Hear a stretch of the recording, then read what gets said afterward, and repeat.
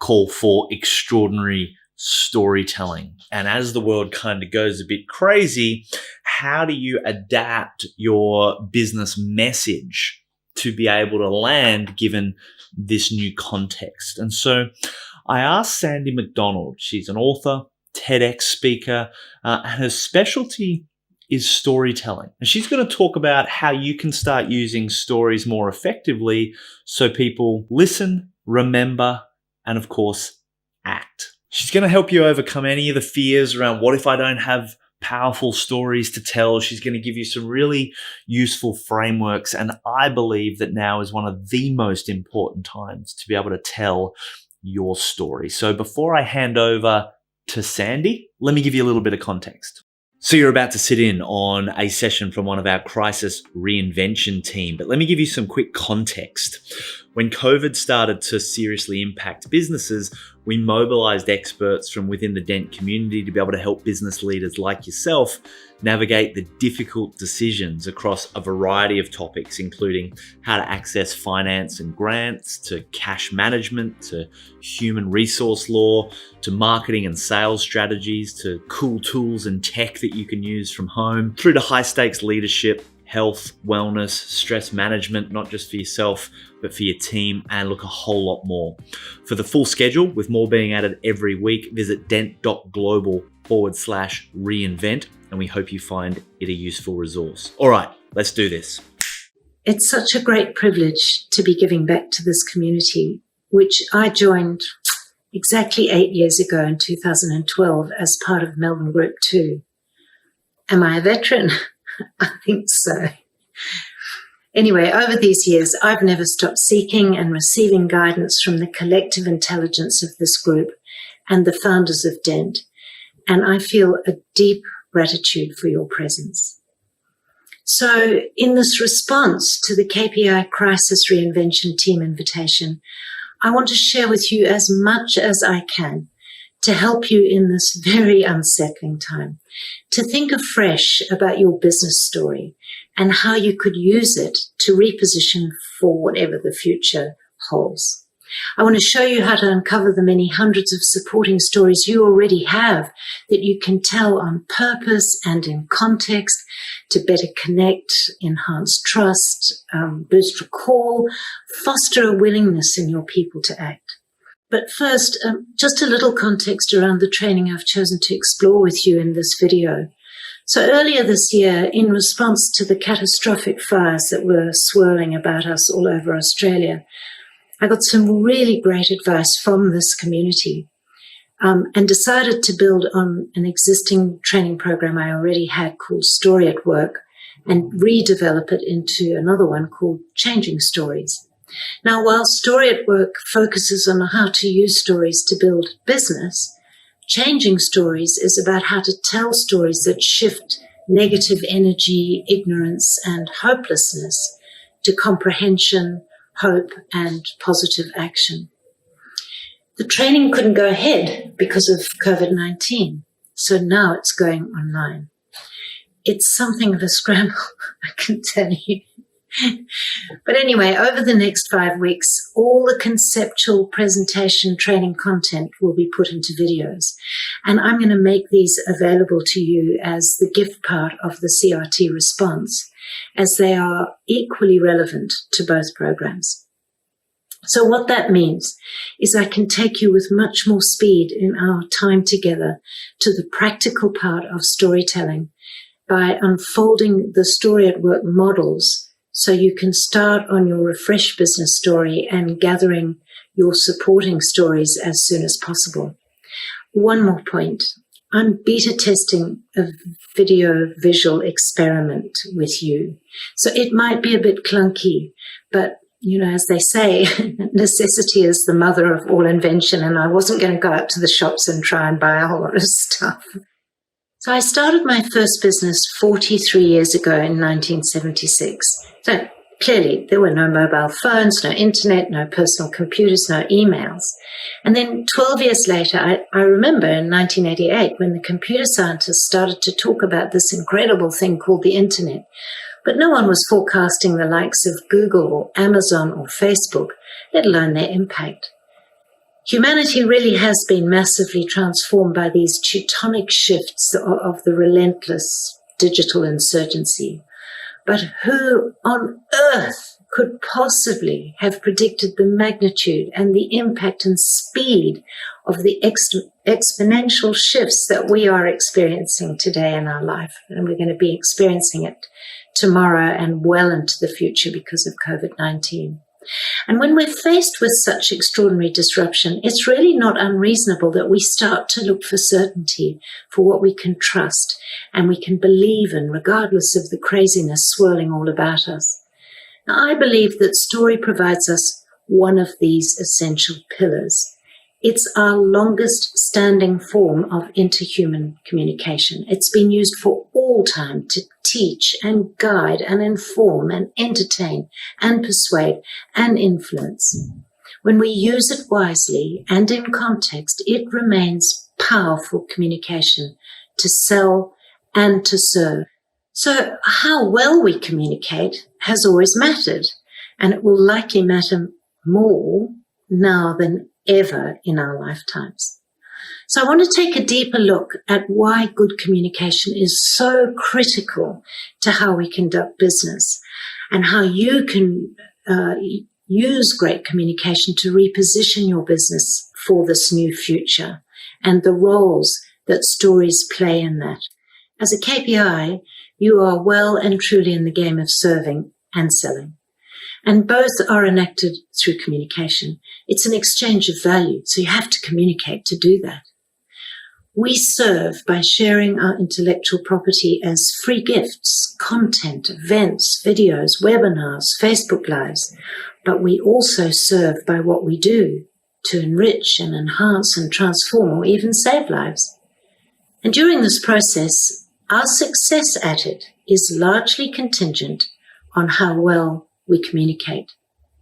We also sell through all of those tactics and through our collateral, our websites, our meetings, our proposals, etc. So let me share with you the communication matrix. Now, this is my beta testing stuff, so it could go awry. Just bear with me, please.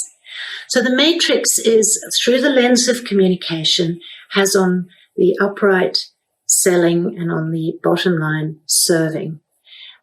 And it measures our communication through low and high.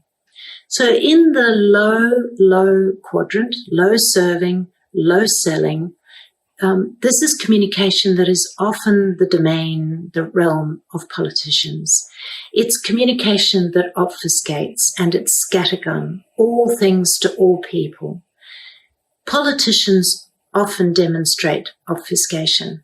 They say an awful lot, and they're not really saying very much at all. And this neither sells or serves, and it doesn't position anything of any value. It's also in the realm of multiple possibility disorder, multiple offer disorder, which will always lead to competing and confusing messages, and there are rarely any stories. So the outcome when you communicate in low serving and low selling is that there is no evidence of purpose. There's no relevance to a clearly defined niche. It's aimed broadly at everything and about everything, everyone and about everything.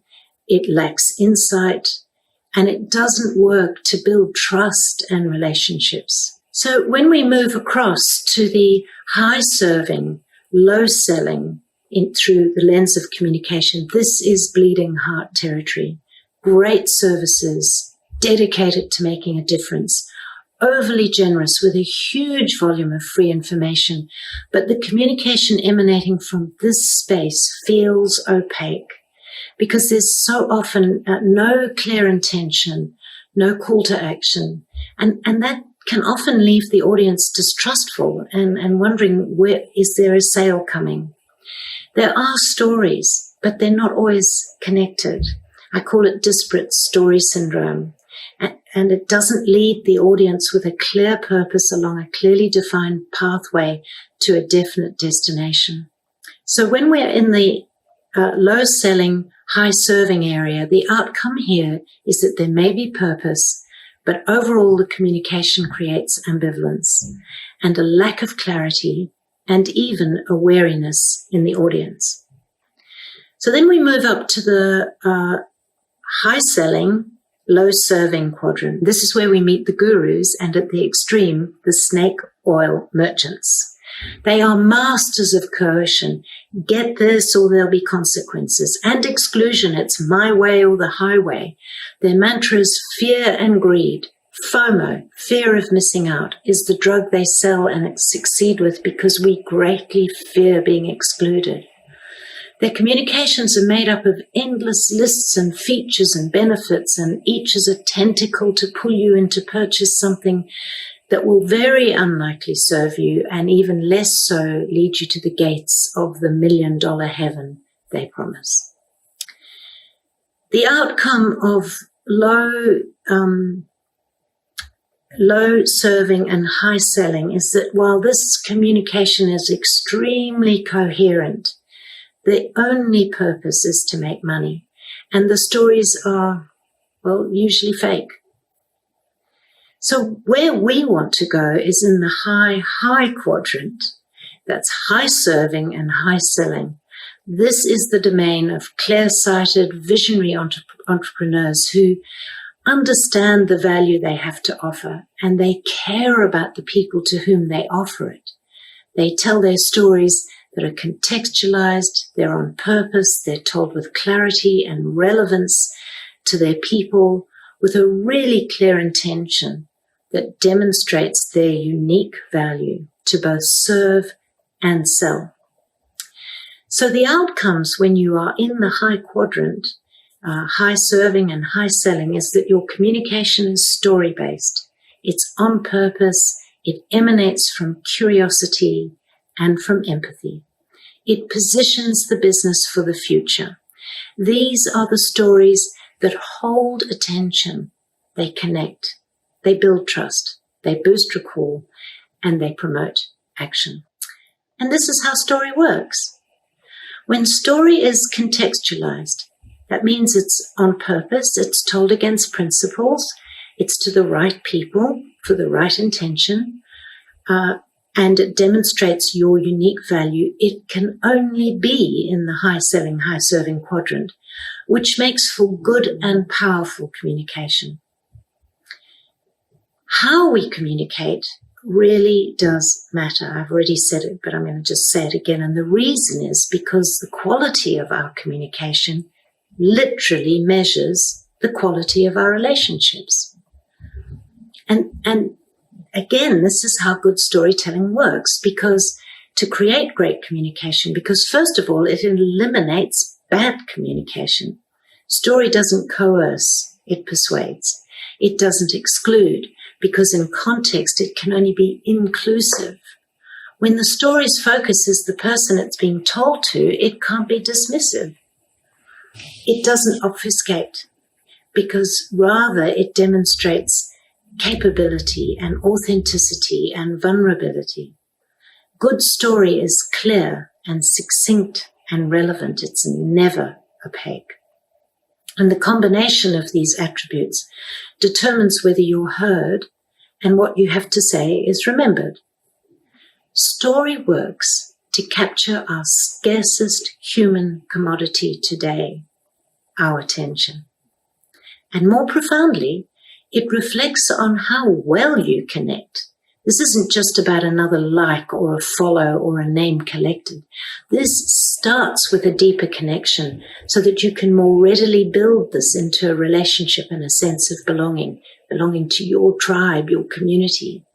Story holds the space for a much more constructive dialogue that you can educate in, that you can persuade in, and that we're in the space in which you can change a narrative. Let's move on to the story at work model. The aim is twofold. I want to give you enough of an overview such that you can gather the component parts of your business narrative, of your story on purpose and in context. And all through it, I'll point out what I call the story reflectors. Now, these are the big concepts from which you can start to gather your valuable stories to support your business narrative, to embed your purpose, and to communicate your value. All of this emanates from the hard work of clarity. My husband Roger and I ran a marketing communications company for decades. And when we won the right to do work for our clients, we would spend weeks, sometimes months, digging deep to understand their purpose. They rarely had one. Their people for whom they showed scant empathy most of the time. What they were trying to position themselves, their industry, or their company. And in short, why they did what they did for whom, so that we could then do the brochure or the website or whatever. And after moving on from that business and having some time to reflect, I realized that the real value was in that work of clarity, and the collateral we delivered was merely the cherry on the top. Writing the book during KPI, I identified 3 guiding principles for what I was doing, and they've never changed, despite pivoting from community building websites, helping people blog, and now finally storytelling and presentation training. And the first was clarity, because nothing of any worth can be achieved without it. I'm not sure why it's not a subject on the school curriculum. Kids should be taught the process of clarity. So we're faced with too many choices today, and it disables us. It leaves us incapable of being able to make a decision. And the same goes for our stories. We need a process to cut through. Working through clarity is that process. And when you find it, it's beautiful. So we need to establish the context for our stories way before we are concerned about the content. Same goes for any form of communication, to be honest. It starts with purpose. Becoming clear on why you do what you do for whom is a muslin fine filter for all storytelling, for all communication, for all business activity for that matter. And as a KPI, you'll be well advanced in this work, and many of you will have tackled it as an I believe statement. If you've been following Daniel's Facebook Lives during this early period of COVID-19, you'll have heard him telling you to use this time to take a moment and review your big picture, your purpose, and your vision. And this is another opportunity to do that, to reevaluate your I believe statement. Does it still hold good? Are you still driven by it? In the coaching I do, I've discovered that many regularly conflate purpose, vision, and mission. So some years ago, I went to a conference on culture where we were invited to participate in an unconference. I'd never heard of anything like that. So I wrote up purpose versus mission, principle versus values, as I could see it was a topic that people were wrestling to find clarity on. And in the session, which I ended up facilitating, which was a little bit scary, people waxed on about their purpose, but it was what they did, not why they did it. So there were like great words like honesty and diversity and inclusivity were just being woven into this sticky web of obfuscation. And I just couldn't make any sense of it. It was a cacophony of fatuity, a nightmare. No storytelling of any worth was ever going to emerge from this mess. So since then, I've done a huge amount of research to try and get some coherence on this. And I can tell you there's none, not from big corporates to entrepreneurs to not-for-profits. Everyone has got sharply divergent views. So I created my own. I work with this structure as it's what makes the most sense, especially in the context of storytelling. Purpose is why you do what you do. Mission is how and what you do, and vision is your big aspirational goal. I found an example from a biotech company which I thought perfectly illustrates the structure. Purpose, save lives. That's what gets them all up and drives them. Mission, by developing an artificial kidney. And it went on to describe how they did that in terms of the principles. And a vision, a world in which no one died of kidney disease or had to have dialysis because of an artificial kidney. Can you recall when you were newly in love how one-eyed you were? Like the endless speculation about how it would play out, how you'd make Amazon leaps in your imagination, your entire life mapped out. every moment fueled by extraordinary energy, moments of rapture so sublime that everything felt aligned and in harmony. Helen Fisher is one of the earliest TED talkers. Her talk, The Brain in Love, was over an hour long. TED now espouses talks that are as short as 2 minutes, which tells you a lot about our attention span. Helen's research was focused on how love impacts on the brain. With amazement, she explained that during her research, she'd asked a starry-eyed lover if they'd die for their adored one.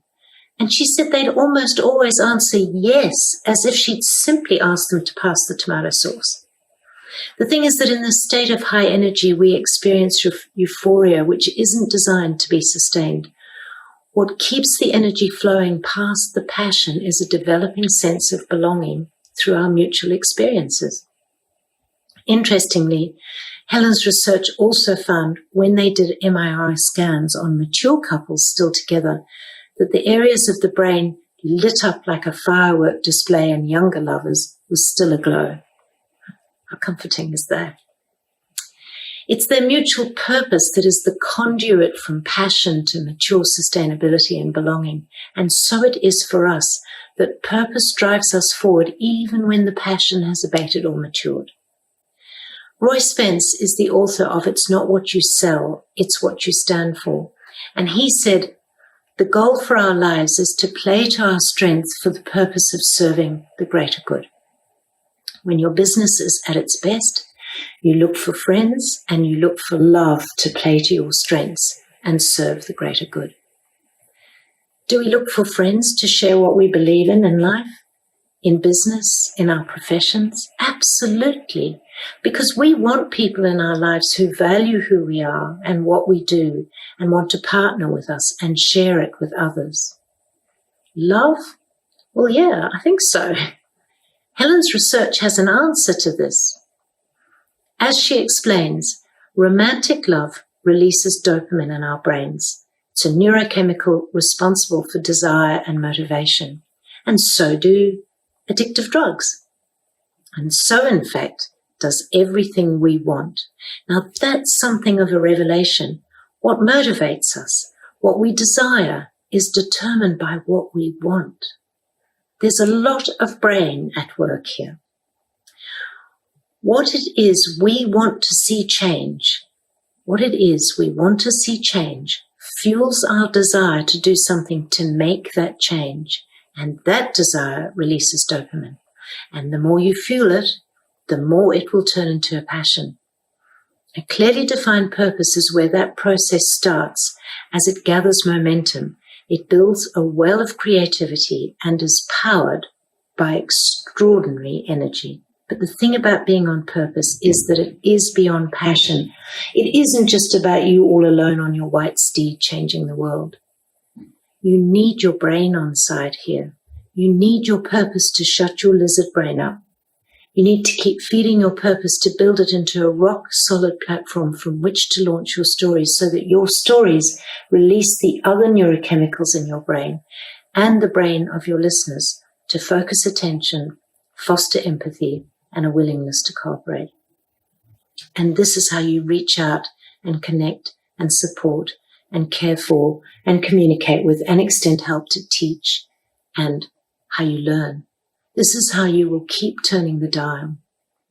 Purpose is a powerful way to live your life. It sets the path and it guides you. It gets you over the hurdles and it navigates you continuously forward.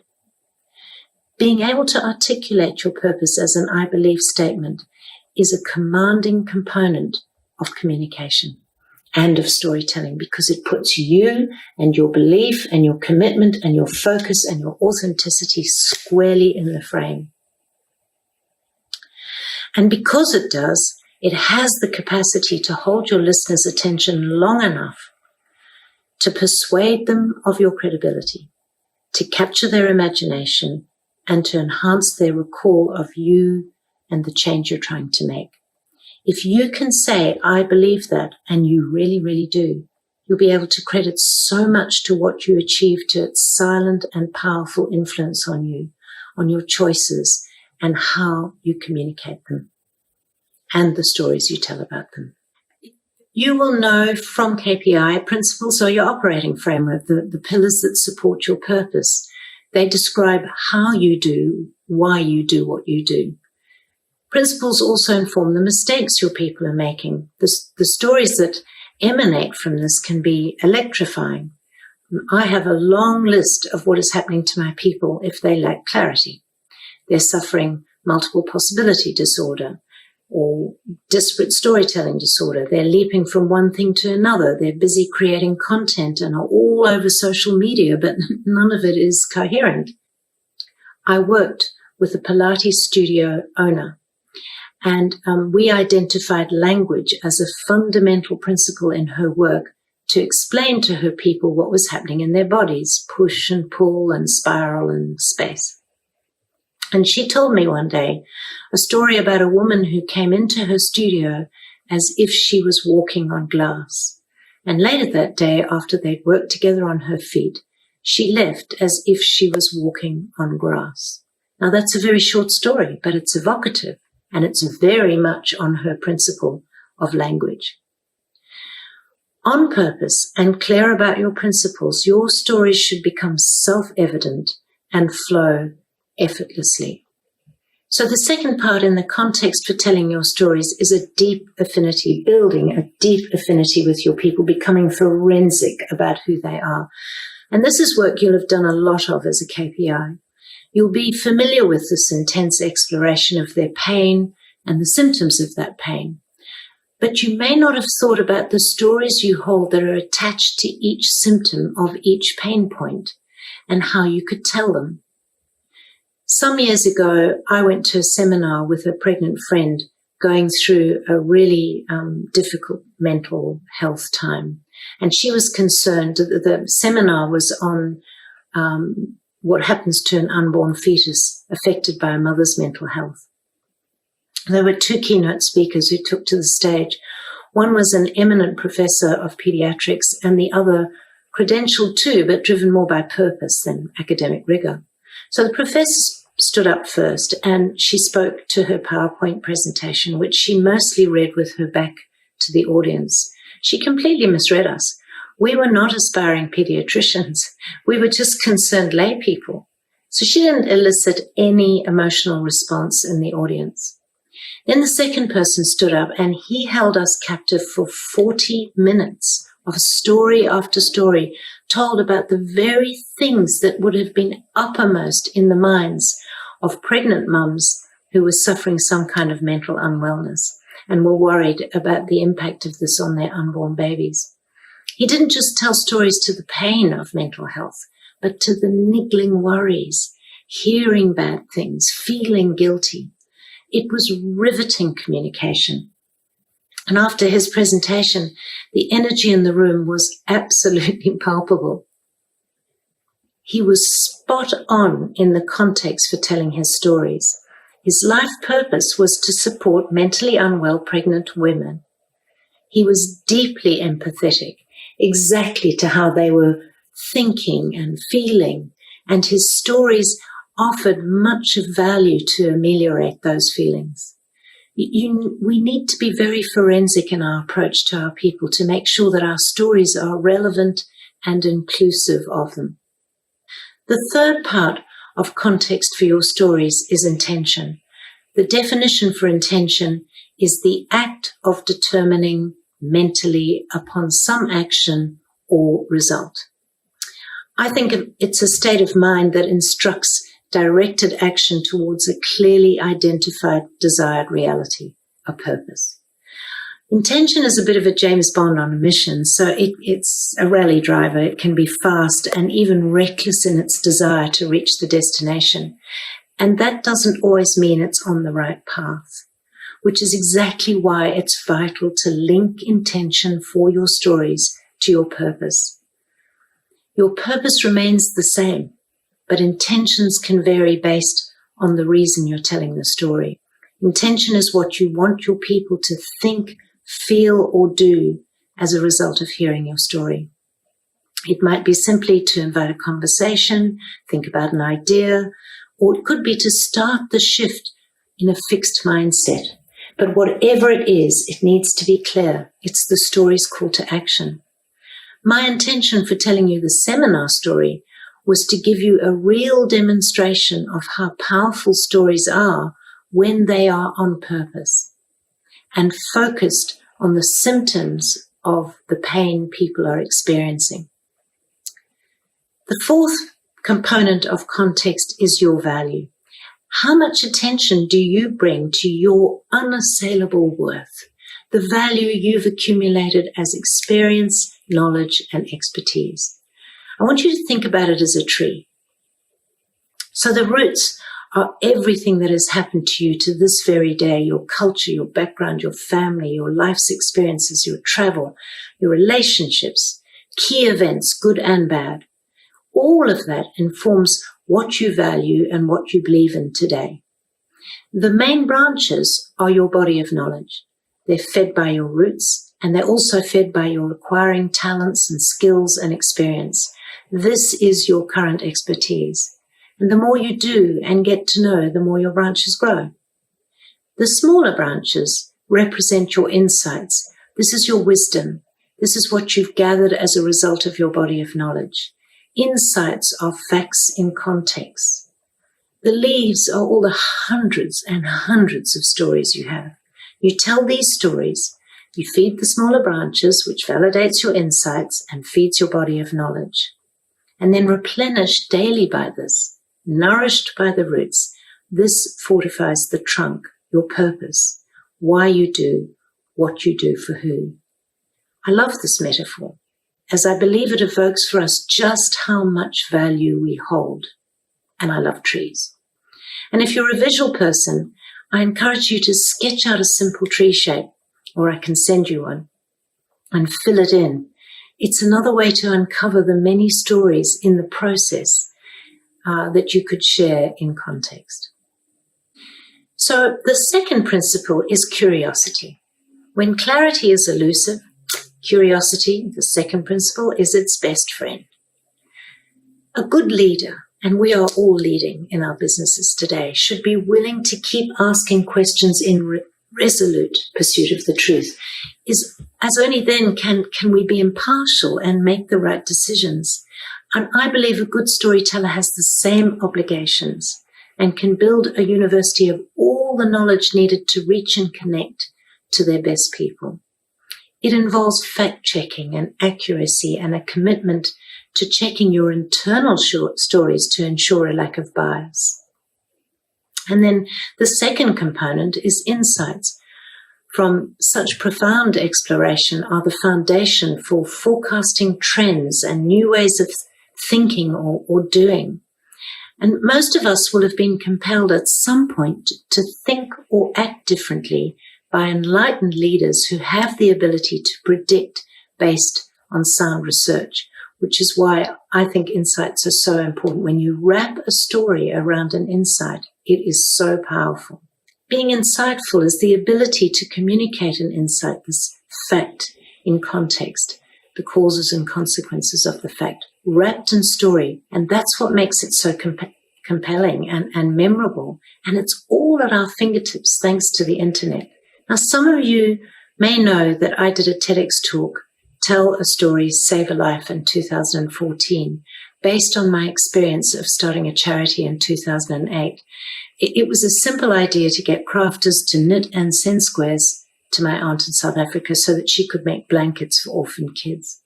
But once I had an understanding of the extent of the tragedy, over 25 million orphaned and vulnerable children in South Africa alone, I started to tell stories with that burning purpose, and it ignited a global response. And 11 years later, a community of around 20,000 has sent over 2 million squares from 71 countries to my long-suffering aunt and her volunteers, and they have wrapped blankets around 100,000 children. Now, I wasn't a knitter, so when I started the charity Knit a Square, I had to find out more about what made knitters tick. Just doing keyword research revealed tens of thousands of people who were dippy about their craft and desperate to make a difference with it. Their problem was their pain, if you like, was not having enough outlets for their work. And this dictated the stories I wrote, as I had a solution for their busy hands and their compassionate spirits.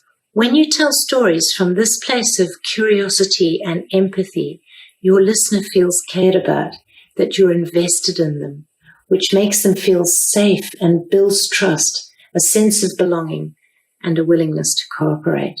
Exactly what the science of story reflects. When we hear emotionally charged, character-driven stories, it releases neurochemicals in our brains, which focuses attention and fosters a willingness to cooperate. That's pretty powerful stuff. The science of story is the subject of one of the contextual videos I'll be sharing with you as our gift. So armed with clarity for our stories, clear on the context, and fueled by curiosity, now we can look at the concept for them. It's a big topic, but in essence, this is about sorting out the wheat from the chaff to develop coherence, which is the third principle for storytelling. Without clarity around where your story fits in the scheme of all that is you and your business, it's hard to pick the key messages and vital points that would make it worth telling. You are telling your stories for a reason. It's to better and more effectively communicate with your people. And that's hard to achieve if your stories are cluttered with too much information, forcing your listener to dart from one idea to the next. So to gain clarity on the concept of your story, let me introduce you to the story trail. Now remember the healthcare company whose purpose was to save lives by developing an artificial kidney. If your body of knowledge had grown through that work of developing that kidney, then there are some big themes that relate to that work: dialysis, kidney patient health, methods for surgery, the technology to develop the artificial kidney itself, to the renal system. Now, themes are more like the subject of a book, a conference, a white paper, or a keynote address. The topics for the stories reside within these big themes. Under each topic, there could be dozens of stories. So in this example, the purpose is to save lives. The theme is kidney patient health. The topic, diet. And a story could be a nutritionist who's developed easy recipes for people with kidney disease. Let me give you a more personal example to show how you can use personal story in the same way. I was driving my granddaughter to hospital to see her baby brother, and she was wearing a new hat. I said to her, "Tully, that is such a pretty new hat you're wearing." And she said in her very best Bergen accent, "It's my hat." And I went, "Oh, Tully, no, it's my hat." And she was very indignant. She put her hands on her hips and she retorted, "No, it's not, it's mine." And I realized that I was giving her an elocution lesson and it was falling on deaf ears because she genuinely believed I was laying claim to her hat. And it reminded me, if you don't properly consider your audience, your message will fall short of its mark. So to the story trail. So my purpose is to enrich, transform, and save lives. And how I do that, my mission is by helping people tell stories that will do good in the world. In this case, the theme was my context piece and for whom. And the topic within that theme was misreading your audience. The story, Tully and her hat. Now, I love this story because it demonstrates how you can use a small family anecdote to fulfill an intention that matches your purpose. Misreading your audience or listener in terms of a topic is massive. I could write a book about it because it sits at the heart of communication breakdown. But a simple story of a small child and a hat can deliver the intention to have my listener recognize that we must be mindful of matching our message to our audience. Can you see from this example that there would be multiple single topic stories in each theme and how you could use this method to organize your stories? So the last in the storytelling model is coherence. I say that Good leaders tell stories, and good storytelling makes leaders. So when your storytelling is coherent, it's magical. Okay, so on the matter of positioning, I see a lot of confusion in how people position themselves in their businesses. Are they positioning themselves as the expert, their product, or their industry niche? Most KPIs get this nailed. But if not, then there can only be ambiguity in their storytelling, because each of these positions would generate stories with a completely different slant and different intentions and a different outcome. And there's also the danger of positioning a number of different products and developing a branding hierarchy nightmare. I'm very familiar with this. I have been through this in my own KPI journey. It's a difficult area, particularly for solopreneurs. Clarity of purpose and principles helps to straighten this out and develop coherence. So this will shift your storytelling from ambiguity to authority. It cements your positioning, solidifying your brand, building your profile, and embedding your purpose and your culture. That's powerful. A big factor to success in content marketing on any platform is consistency. You'll know this from all the work that you've been doing. The same key messaging, the same memes, the same ideas, the same positioning delivered with congruence is what builds brand and builds profile. But the beauty of story is that it can do this while remaining fresh and entertaining and evocative and meaningful. I write at least 3 updates a week in LinkedIn. Most of them, unsurprisingly, are stories, which at first reckoning you might think are unrelated. Here's one I wrote to promote a training program last year that I was doing with my husband. You'll recognize some of the themes. In our early years, my husband Roger, who's a gifted poet, no bias there, and I lived in a tiny little cottage in what was then Salisbury, Rhodesia, now Harare, Zimbabwe. I remember it had polished red cement floors and a wood-fired water heater. We'd been given a half bottle of Beaujolais as a housewarming gift, and it waited on the mantelpiece. We drank it on the day he won a coveted journalism cadetship on the National Daily newspaper. The country was in the last throes of a really vicious bush war. Soon he was covering the war and politics, and he even interviewed Robert Mugabe after he came to power in 1980. Later, he went into PR and then marketing communications. Today, this intersection of experience means he can write books with elegance and convincingly on anything from fintech to fashion. Much of what I know about storytelling, I've learned from him, to be exacting in your search for truth, and that's sometimes hard when it gets in the way of a good tale. How to weave cadence into your prose and a forensic approach to the use of words, eliminating any that are unnecessary. What have you learned from your lifelong partners or friends? What stories do you have to tell about it? We worked together for 3 decades when I was a graphic designer. I did the art, he did the words. Now we're doing training together. He does the writing, I do the stories. A natural partnership. Now there's a lot packed into that short story. You'd also know a lot more about me and my husband. It might have helped you come to feel that we are relatable to, that we're trustworthy. You'll understand a level of expertise from which we could deliver this training program. It carries a lot of my themes. Truth and craft are 2 of them. Which leads logically to the last in the storytelling model, craft. Becoming an orator.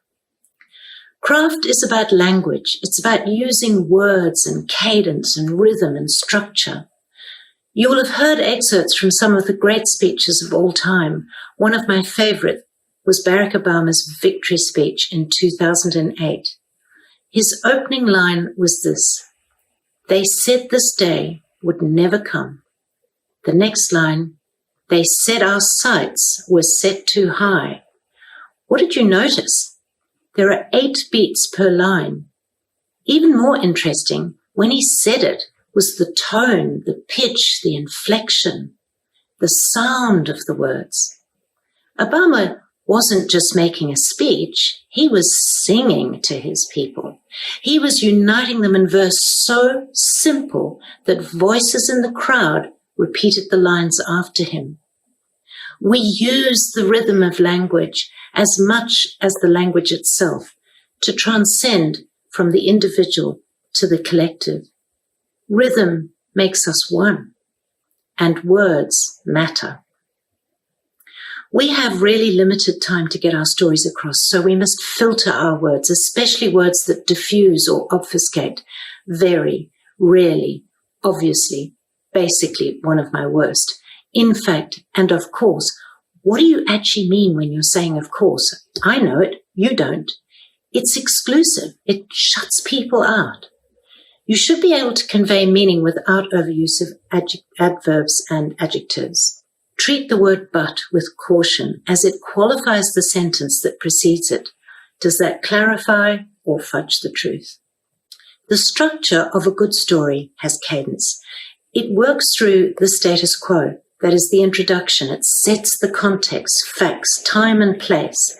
Then it leads you to the spark, which ignites the story onto its journey. And then you go on the journey and then, and eventually you arrive at the resolution, the key decision. And finally, that allows you to get to the conclusion, the idea worth sharing, which usually contains your intention, your call to action. Now, in the half bottle of Beaujolais, the status quo was the context about where we lived and what we were doing to the point when we drank that half bottle of Beaujolais. So the spark was Roger winning the coveted place as a journalist. The journey was what he experienced thereafter, and it led to the resolution about what I'd learned about storytelling and the fact that we were going to put on this training. The idea and the intention was to pique an interest in the training program we were doing together. And finally, we are at content. Just like our marketing, where all the value was in the clarity that we did, the collateral was the cherry on the top. This is how I view content. It's the cherry on the top after you have done all the work. The value is all in the work you do up front, and the content, the logical result of it. So in summary, to construct your business story, I really want you to fall in love with your purpose again, get very clear on your principles, because everything will fall from that. And then you can isolate 3 key messages that support your purpose. They'll likely tell a story about your principles, about how they work to enrich people's lives, transform them, support them, nurture them, educate them, even save their lives. Make sure you're very clear on the intention for your narrative.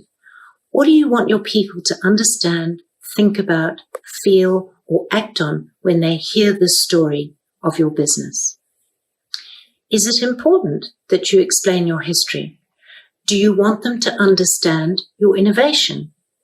Is education your imperative? Daniel Priestley made a fantastic point in a recent Facebook Live. He said, remember, you are often only selling for positive signals in return to your communication. So do you want to create a business narrative that will generate a positive signal in response rather than sell your offer? What value will you share?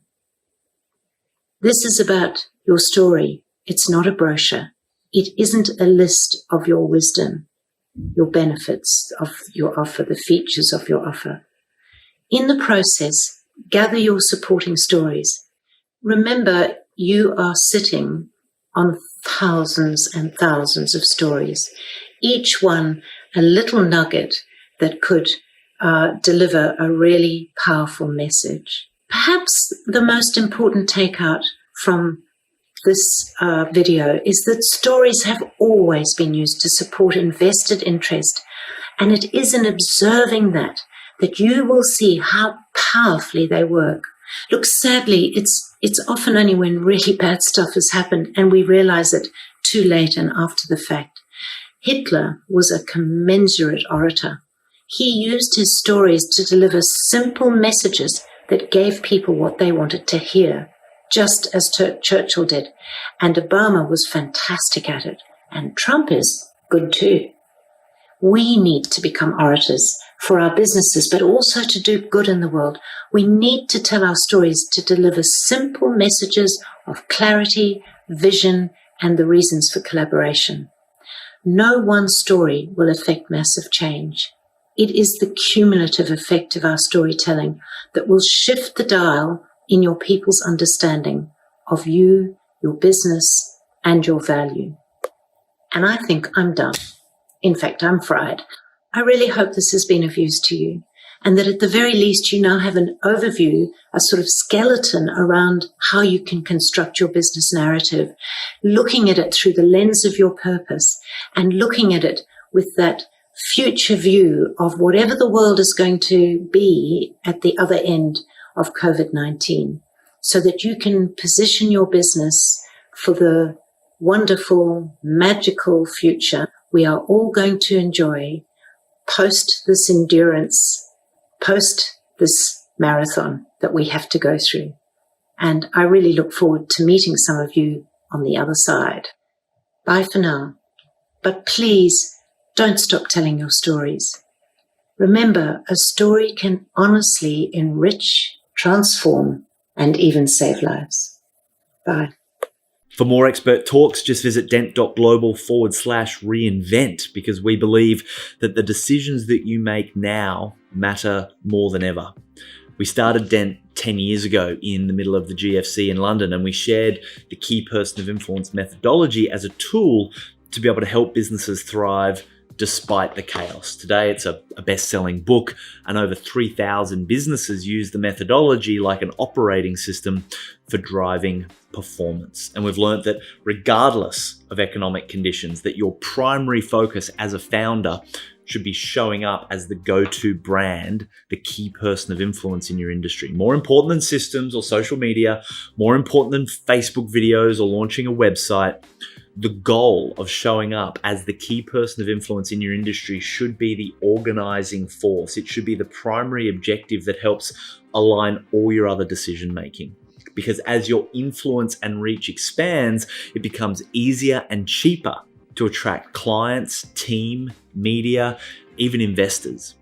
When times are tough, it's the key people of influence that become even more valuable and even more in demand. And if you've been in business for a while, you're probably a lot closer than you think. So every week that this COVID-19 thing continues, I'm going to be hosting a weekly talk to be able to help business leaders like yourself recalibrate their focus so they can make the most of the times that we're in. If you're interested in jumping on a Zoom and saying hi with me, you can find the link to register for my sessions as well as all of the crisis response team sessions at dent.global/reinvent. If you found this useful, let us know. My name's Glenn Carlson, and please be brave, have fun.